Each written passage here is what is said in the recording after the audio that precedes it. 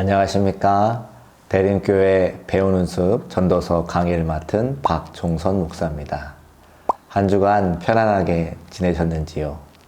계속되는 전도서 강의를 통해 인생의 참 지혜를 깨닫고 삶의 자리마다 승리하시는 모든 성도님이 되시기를 주님의 이름으로 축복합니다. 오늘은 전도서 3장입니다. 학교 다닐 때 부모님이나 선생님들에게 효율적으로 시간을 쓰면서 공부하라는 말을 많이 들었을 것입니다. 직장 생활을 할 때는 선배나 직장 상사에게 능률적으로 일을 하는 것이 좋겠다는 조언도 많이 들었을 것입니다. 힘을 쓸 때가 있고 쉬어야 할 때가 있고 열심히 공부할 때가 있고 또 휴식을 취해야 될 때가 있습니다. 사람은 시간 안에 매여 있는 유한한 존재이기 때문에 우리는 그 시간을 능률적으로 또 효율적으로 사용하는 법을 배워야 합니다. 또한 여러 가지 일이 있다면 그 일들 가운데 먼저 해야 될 일과 나중에 해도 괜찮은 일을 구분해야 하겠습니다. 만약 우리가 유한한 존재가 아니고 무한한 시간 안에 살고 있는 존재라면 일의 우선순위를 따질 필요도 없고 일의 효율과 능률성을 따질 이유도 없을 것입니다.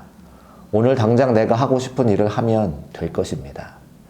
하지만 인간은 유한한 존재이고 무한한 삶을 살 수 없기 때문에 효율성을 따질 수밖에 없습니다. 오늘 우리가 읽은 전도서 3장은 때와 시간에 대한 교훈입니다. 전도자 솔로몬은 지혜의 사람이었습니다.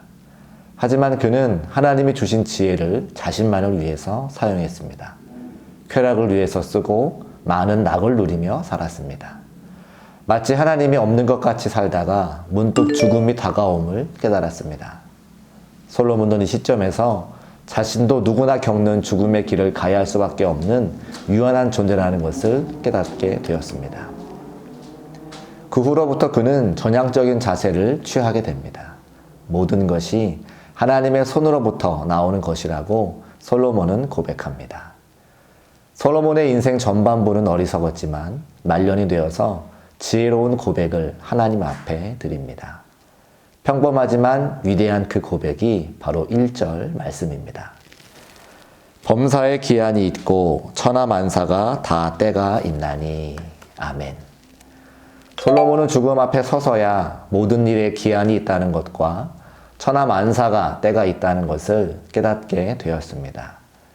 그가 가지고 누렸던 부와 권세와 영광이 너무 크고 위대했던 나머지 영원토록 권세와 부귀를 누릴 줄로 생각했습니다. 하지만 늙고 병들고 죽음을 얼마 남겨두지 않고서야 모든 것이 때가 있다는 것을 깨달았습니다. 그는 구체적으로 인간의 종말을 이야기하고 있는데 2절에서 8절까지가 인간의 종말에 대한 구체적인 사례입니다. 그 중에 2절 말씀을 함께 읽어보겠습니다. 날 때가 있고 죽을 때가 있으며 심을 때가 있고 심은 것을 뽑을 때가 있으며. 아멘. 사람이 유한한 존재라는 데에까지 생각이 미치게 되면 하나님 없이 살아가는 사람들은 아마 두 가지 생각을 하게 될 것입니다. 하나는 허무주의입니다. 어차피 죽을 인생이고 병들고 썩을 인생인데 지금 이렇게 열심히 사는 것은 의미가 없다는 허무주의가 우리 마음속에 들어옵니다. 갑자기 우울해지고 오늘 해야 될 일들이 하기 싫어집니다. 허무주의에 빠진 사람들은 하루하루를 이렇게 살아갑니다. 또 다른 생각은 쾌락주의입니다. 어차피 죽고 사라질 인생인데 지금 내가 건강할 때 누리고 쓰고 즐기고 살아가자고 생각합니다. 오늘 우리가 살아가는 이 세상이 그렇지 않습니까? 극단적인 허무주의로 살아가는 사람도 있고 또 극단적인 쾌락주의로 살아가는 사람도 있습니다. 허무주의 때문에 사람들은 정신적으로 병들고 영적으로도 병에 시달리고 있습니다.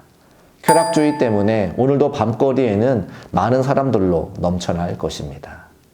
과연 이것이 옳은 삶일까요? 하나님을 믿고 주님 안에 살아가는 그리스도인들은 허무주의와 쾌락주의를 어떻게 극복하고 살아가야 되겠습니까?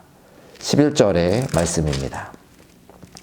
하나님이 모든 것을 지으시되 때를 따라 아름답게 하셨고 또 사람들에게는 영원을 사모하는 마음을 주셨느니라. 그러나 하나님이 하시는 일의 시종을 사람으로 측량할 수 없게 하셨도다. 아멘. 솔로몬은 하나님이 그에게 주신 한 가지를 깨달았습니다. 그것은 누구에게나 영원을 사모하는 마음이 있다는 것입니다. 하나님이 사람들에게 주신 마음 안에 영원을 사모하는 마음이 있습니다. 제한되고 한정된 시간을 살아가는 인간에게 하나님은 영원을 사모하는 마음을 주셨습니다. 하나님이 영원을 사모하는 마음을 주셨다는 것은 영원한 시간이 존재한다는 뜻입니다. 하나님이 주시지 않고서는 우리는 생각할 수도 없고 상상할 수조차 없는 것입니다. 하나님이 주시지 않고서는 우리는 생각할 수도 없고 상상조차 할 수 없습니다. 하나님이 영원한 것을 사모하는 마음을 주셨다는 것은 우리 인생이 끝나고 나면 영원한 삶이 우리에게 펼쳐질 것이라는 증거가 됩니다. 하나님이 우리 인생에게 방향을 주신 것입니다. 우리가 그리스도인으로 살아간다는 것은 이 땅에서 유한하고 제한된 시간을 살아가지만 이 삶이 끝나고 나면 영원한 삶이 우리에게 주어질 것이라는 소망과 기대를 가지고 사는 것입니다. 하나님 없이 사는 사람은 이것이 끝이라고 생각하지만 하나님 안에 살아가는 사람은 영원한 세상을 다시 마음에 품고 그 영원한 세상을 위해서 새롭게 우리 자신을 가다듬고 살아가는 것입니다. 그렇다면 영원을 생각하고 사는 사람의 하루는 어떠해야 되는지 그 구체적인 삶의 방향을 우리에게 12절과 13절을 통해 말씀하고 있습니다. 사람이 사는 동안에 기뻐하며 선을 행하는 것보다 더 나은 것이 없는 줄을 내가 알았고 사람마다 먹고 마시는 것과 수고함으로 낙을 누리는 그것이 하나님의 선물인 줄도 또한 알았도다. 아멘. 두 가지를 우리에게 주문하고 있는데 하나는 감사, 하나는 기쁨입니다. 우리가 제한된 오늘 하루를 살아가는데 하나님이 우리에게 주신 호흡에 대한 감사가 분명히 있어야 되고 하나님이 우리에게 주신 물질과 건강과 사랑하는 사람들과 함께 기쁨을 누리며 오늘 하루를 살아가라 하는 권면입니다.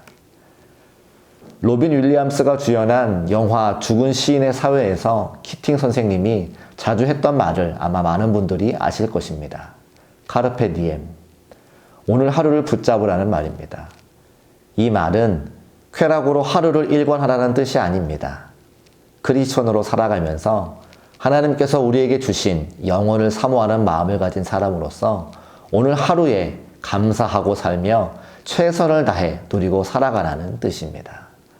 우리에게 내일은 하나님이 주셔야 펼쳐지는 미래입니다. 하나님이 우리에게 주신 것은 오늘 하루가 전부입니다. 이 하루가 우리 일생의 마지막이라고 생각한다면 우리는 불평하고 원망할 수 없습니다. 아침에 학교에 잘 다녀오라고 인사하며 보냈던 사랑하는 아들, 딸을 저녁에 보지 못한다면 아침에 했던 사소한 잔소리가 후회될 것입니다. 사랑하기에도 짧은 시간이니까요. 최선을 다해서 살되 기쁘고 감사하게 살아가야 할 것이고 우리에게 주어진 모든 사람들과 사랑의 관계를 나누며 살아가야 할 것입니다. 즐거움을 누리며 기쁘게 살아가고 감사하며 살아가는 이 하루가 되시기를 주님의 이름으로 축복합니다.